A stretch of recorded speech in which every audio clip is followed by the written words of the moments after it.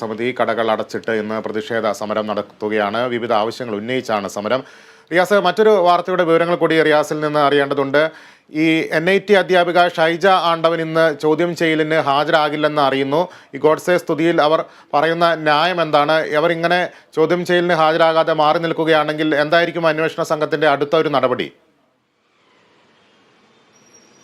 ലിബീഷ്, കഴിഞ്ഞ ദിവസമാണ്, അതായത് കൃത്യമായി പറഞ്ഞാൽ ഫെബ്രുവരി 11-നാണ് ചാത്തമംഗലത്ത് ഷൈജ ആണ്ടവൻ താമസിക്കുന്ന വസതിയിലെത്തി പോലീസ് അവരെ ആദ്യം ചോദ്യം ചെയ്തിരുന്നത്. അന്ന് അവരോട് പോലീസ് ആവശ്യപ്പെട്ടത് 13-ന്, അതായത് ഇന്ന് അവർ പോലീസ് മുൻപാകെ ഹാജരാകണം. Kunnamangalam police inspector S. ശ്രീകുമാറാണ് ഇതിന്റെ അന്വേഷണ ഉദ്യോഗസ്ഥൻ.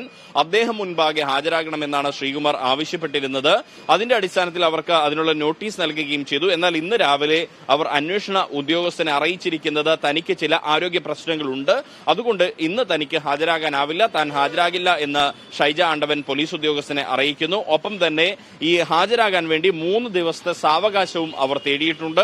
അങ്ങനെയെങ്കിൽ 3 ദിവസങ്ങൾക്ക് ശേഷമായിരിക്കും പോലീസിന്റെ കൂടി ഒരു സൗകര്യം പരിഗണിച്ചുള്ള ഒരു തീയതിയിലായിരിക്കും ഷൈജ ആണ്ടവൻ ഇനി ചോദ്യം ചെയ്യലിനായി ഹാജരാകുക.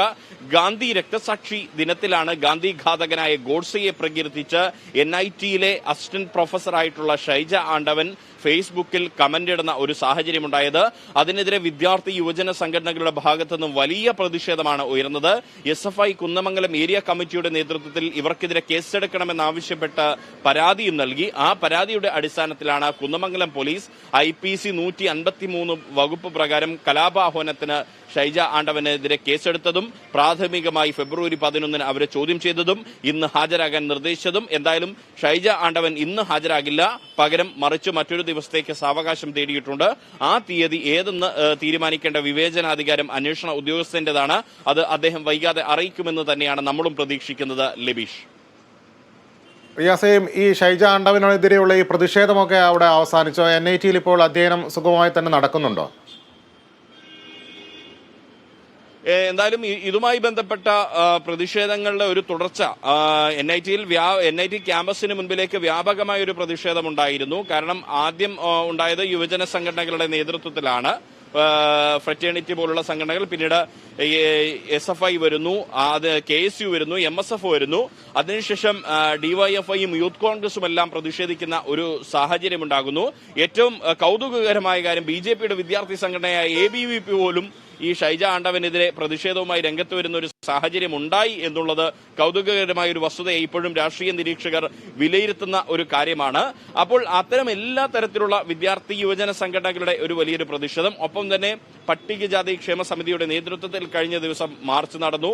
കൂടാതെ DYFIയുടെ നേതൃത്വത്തിൽ ചാത്തമംഗലത്ത് ഷൈജ ആണ്ടവൻ താമസിക്കുന്ന വീടിന് മുൻപിലെല്ലാം തന്നെ ഇവർക്കെതിരെ മുദ്രാവാക്യങ്ങളുള്ള ഫ്ലക്സ് ബോർഡ് തൂക്കുകയും അവരുടെ ഫോട്ടോയിൽ ചെരുപ്പുമാല അണിയിക്കുന്ന സാഹചര്യവും ഒക്കെ ഉണ്ടായിരുന്നു. അങ്ങനെ വ്യാപകമായ തോതിൽ പ്രതിഷേധമുയരുന്നു. സമൂഹ മാധ്യമത്തിലടക്കം പ്രതിഷേധമുയരുന്ന സാഹചര്യം.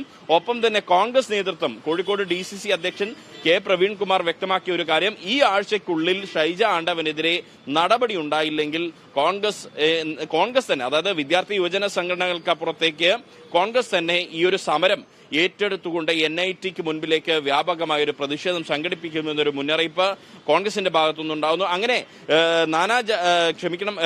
വ്യത്യസ്തമായ രാഷ്ട്രീയ ധാരയിലുള്ള ആളുകൾ എല്ലാം തന്നെ ഈ ഒരു പ്രതിഷേധവുമായി രംഗത്തെത്തുന്നു. കാരണം ഗാന്ധിഘാതകനായ ഗോഡ്സെയാണ് ഷൈജ ആണ്ടവൻ പ്രകീർത്തിച്ചത്. രാഷ്ട്രപിതാവായ ഗാന്ധിജിയെ കൊന്ന ഗോഡ്സെയെ, കൊലപ്പെടുത്തിയ ഗോഡ്സെയെ പ്രകീർത്തിക്കുക എന്ന് പറയുന്നത് ഒരു ഇന്ത്യൻ പൗരനും അംഗീകരിക്കാനാവാത്ത ഒരു കാര്യമായി തന്നെയാണ് വിലയിരുത്തപ്പെടേണ്ടത്.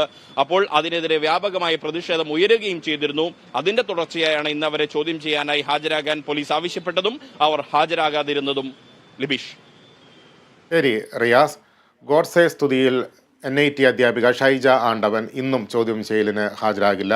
വാർത്തയുടെ സമഗ്രമായ വിവരങ്ങളാണ് റിയാസ് KMR കോഴിക്കോട് നിന്ന് നൽകിയത്.